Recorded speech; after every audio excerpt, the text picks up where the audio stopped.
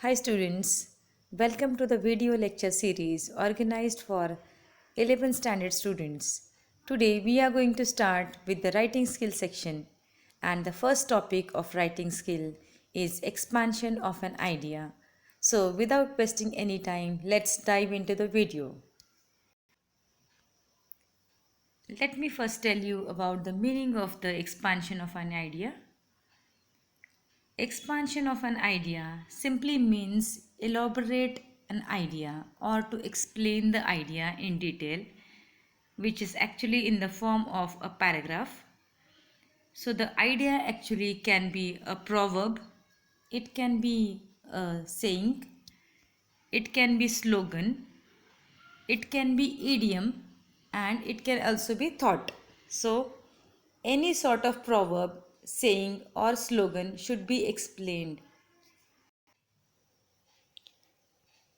Expansion of an idea has to be written in a certain format. So the format is this. It should be written in 3 paragraphs. First one is introductory para. Second one is about the core content, wherein we include lots of examples and details. And last one is concluding para. In the last para, we conclude by stating the relevance of the proverb. Now let us see what should be there in the first para, that is introductory para. First of all, when we start writing the first para, we are supposed to write the meaning of the idea or the proverb. Actually, the meaning should be written, that should be a literal meaning of the proverb. Sometimes the proverb is based on the animals and the birds, so the literal meaning must be explained. You should be able to explain the symbolical or the metaphorical meaning of the proverb. The hidden meaning should be provided. For example, if we are saying making hay while the sun shines, here we can say that the idiom is very old. When the sun shines brightly, it provides a great chance to get outdoor things done, like making hay. Today we all use this expression, not just farmers. When conditions are perfect to get something done, we can say it's good idea to make hay while the sun shines. In other words, you are taking full advantage of the good situation or good condition. You are making the most of your opportunities. So all this means making hay while the sun shines. So, in short, the detailed and deeper meaning of the proverb must be explained. Most of the proverbs are symbolic. The name of the place or animal or thing or a person stands as a symbol. For example, here I'll give you an example.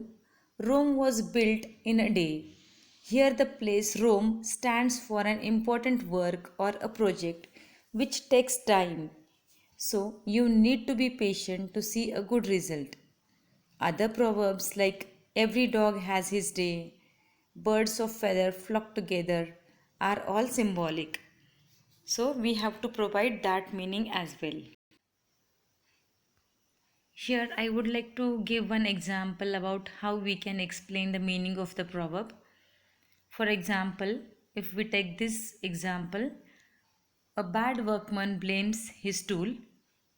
So if we see the people who have these skills, so there can be these people like dancer, carpenter, mechanic, hairdresser, or a painter, and the tools being used by all of them can be like this.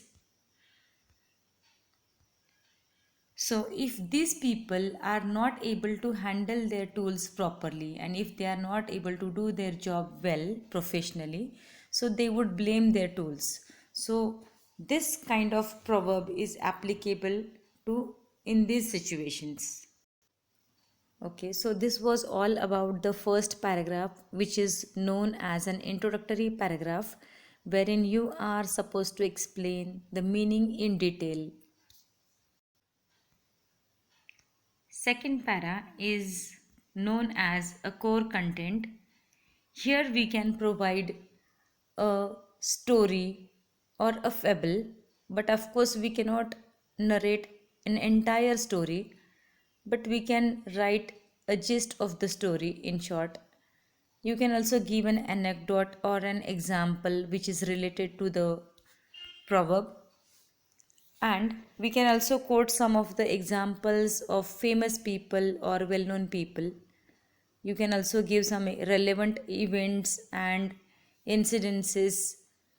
You can also give examples of similar proverbs. So, you have to provide as much information as you can, but avoid too many ideas. Next, third para is your concluding para, where you can make use of lots of words which indicates that now you are coming to the conclusion of the proverb, that is expansion of an idea. And here you can use some of the words or phrases which will definitely indicate that now you have finished the topic. For example, words like thus, to sum up, or so. The proverb advises that. So these are some of the words which can be used. Apart from these words, there are certain ways through which you can conclude. For example, considering the above examples and illustrations, it proves that all that glitters is not gold. So this is how you can use your own proverb which is there in the topic. There are some more ways which can be used in the conclusion. Here is a list of the concluding words. Like in a nutshell, precisely it can be stated. The idea advises that, in brief, briefly, in the end, to sum up. So these are some of the words which can be used in the concluding paragraph. Here are some examples of the proverbs and the idioms. Well, there are plenty of proverbs and idioms. If you have to attempt this question seriously in the examination, it's important to know their meanings. So, first of all, get a good book or search on the internet and get familiar with the maximum proverbs and idioms. So, here is a list of some popular proverbs and idioms. If you know their meanings, it is easier for you to relate them with some examples and events. Let us see one example. The first example is this: where there is a will, there is a way. Now here we can quote example of many popular people, many well-known people who had a strong willpower, and with the help of that willpower they became successful. So this is how we can begin our statement. Look at the first para. When we read the biographies of great men and women, right from Albert Einstein to Edmund Hillary, we find that it is their strong will which made them overcome great difficulties or setbacks and find a way to march towards success. Similarly, a student may think securing a first class in an examination is beyond his or her capacity. But if the student makes a firm resolve to achieve his or her goal and works towards it wholeheartedly, he or she is almost certain to achieve success. So, this was the first para. Let us see the second one. There was a time when lying in the air, traveling in space, and sending messages and pictures over the air were all regarded as flights of fancy. But today, we see that these seemingly impossible things have become possible. The aeroplane, the spaceship, the radio, the television, the mobile phone, and the internet are now realities. So that has happened all because of the strong willpower of the scientist. And the next para is, how have these impossibilities been achieved? By man's willpower, determination, and dedication. The doer is never a pessimist or a defeatist. He is an optimist, confident of ultimate success. Nothing can deter him from his purpose if he has the will to win and achieve what he wants. So, let us cultivate a strong will, a keen desire, and the determination to achieve our goal. If there is no way, we will create one. Victory is then bound to be ours. That's why it's rightly said that where there is a will, there is a way. See the concluding word. So it shows that it indicates that you are almost completing your topic. There's one more example, and the proverb is, prevention is better than cure. See the first paragraph, wherein we have to speak about the meaning of the proverb. We sometimes handle a knife carelessly, cut our fingers, allow the cut to go septic, and when the pain is unbearable, we consult a doctor. The doctor prescribes a prolonged and costly treatment. Wouldn't it have been better for us to have taken due precaution while using the knife? In fact, we can always protect ourselves against common ailments and diseases by resorting to proper precautionary preventive measures. Next para. Very often we are careless and do things thoughtlessly. We ignore signs that indicate the possibility of trouble. Finally, the trouble occurs. We regret our neglect. But by then it is too late. The proverb, prevention is better than cure, advises us to take necessary steps to stop something unpleasant from happening. This proverb has universal application. Proper maintenance of machines, buildings, roads, or bridges can prevent their deterioration and thus forestall disaster. Health authorities should take prompt and effective steps during times of natural calamities in order to prevent the outbreak of epidemics.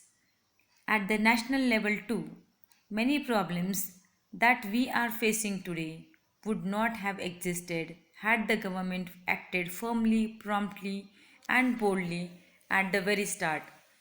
The proverb stresses the need for foresight and precaution in dealing with every situation in our lives.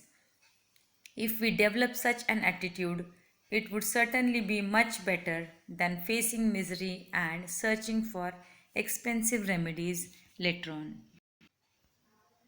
There's one more example. Strike while the iron is hot, or make hay while the sun shines. Introductory Para. When life presents opportunities, we must seize them and not let them go. Everyone in their lifetime gets some chances to move ahead. Each big chance is a godsend and we must seize it to move forward in life. Something or the other or some person makes it easy for us to get along in life.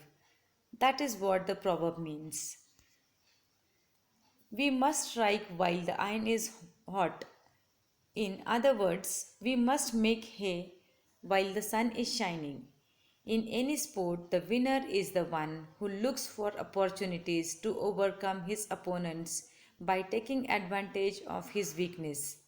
It is also true that once we miss that opportunities, it may never come our way again. And then we will live all our life to regret the missed chance. We must also put in our own efforts but never lost out on the chance that comes our way.